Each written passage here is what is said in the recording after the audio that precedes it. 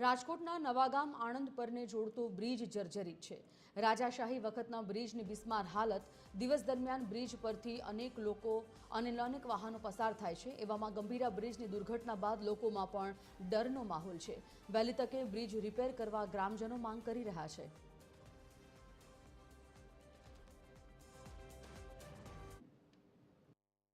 Bridge અત્યારે આ બ્રિજની પોઝિશન બહુ ઓલી છે બરોબર, એટલે આ બ્રિજનું કામ કરાવવું પડે એવું છે, હાલે એવું છે નહીં અને ટ્રાફિક જામ થાય છે।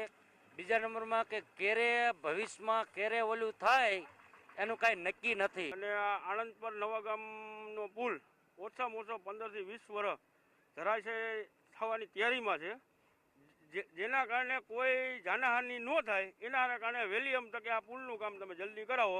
સરપંચને તો રજૂઆત અવારનવાર કરે જ છે, પણ ઉપરની સરકાર કાંઈ ધ્યાન દેતી નથી। આ પુલની કેટલા વર્ષોથી આ બહુ જૂનો 110 વર્ષ જૂનો પુલ છે।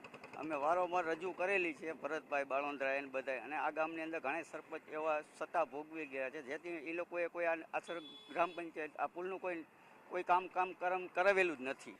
ગઈકાલે જે વડોદરા ખાતે બ્રિજ તૂટવાની ઘટના બની હતી, ત્યારબાદ તંત્ર હરકતમાં આવ્યું હતું અને જે જુદા જુદા બ્રિજો છે તેનું ચેકિંગ કરવાની સૂચના આપવામાં આવી છે। પરંતુ ખરેખર વાત એવી છે, ભૂતકાળમાં પણ બ્રિજ તૂટવાની ઘણી ઘટનાઓ બની છે, ત્યારે જે ચેકિંગ કરવામાં આવ્યું શું તેમાં કંઈક બેદરકારી રાખવામાં આવી છે તે વાત સ્પષ્ટ કહી શકાય।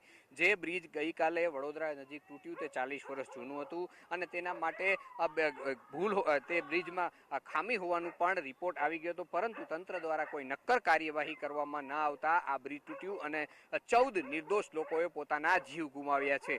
રાજકોટની વાત કરીએ તો રાજકોટના નવાગામ આણંદ પર નજીક આવેલો રાજાશાહી વખતનો લગભગ 110 વર્ષ જૂનો બ્રિજ છે તે જર્જરિત હાલતમાં છે। આ અંગે ગ્રામજનો દ્વારા આ બ્રિજને રિપેરિંગ કરવામાં આવે તેવી માંગ પણ કરવામાં આવી છે, સાથે સાથે અન્ય બ્રિજ અહીં બનાવવામાં આવે તેવી માંગ પણ કરવામાં આવી છે અને આ બ્રિજની તૂટવાની રાહ જોવામાં આવતી હોય તેવું પણ ગ્રામજનો દ્વારા આક્ષેપ કરવામાં આવે છે। અહીંથી વાહનોની અવર જવર થતી હોય છે, તેથી આ બ્રિજને વહેલી તકે રિપેરિંગ કરી અને નવો બ્રિજ બનાવવામાં આવે તેવી માંગ પણ ગ્રામજનો કરી રહ્યા છે। સાથે સાથે વાત કરીએ કે આ બ્રિજની અવેજીમાં અન્ય એક બ્રિજ છે, પરંતુ લોકોની માંગ છે આ રાજાશાહી વખતનો બ્રિજ છે તો તેને રિપેરિંગ કરી અને લોકો માટે ફરીથી યોગ્ય રીતે ચલાવવામાં આવે તેવી માંગ સ્થાનિકો દ્વારા કરવામાં આવી રહી છે। કેમેરામેન રવિ ચાવડા સાથે રવિ મોટવાણી, TV13 રાજકોટ।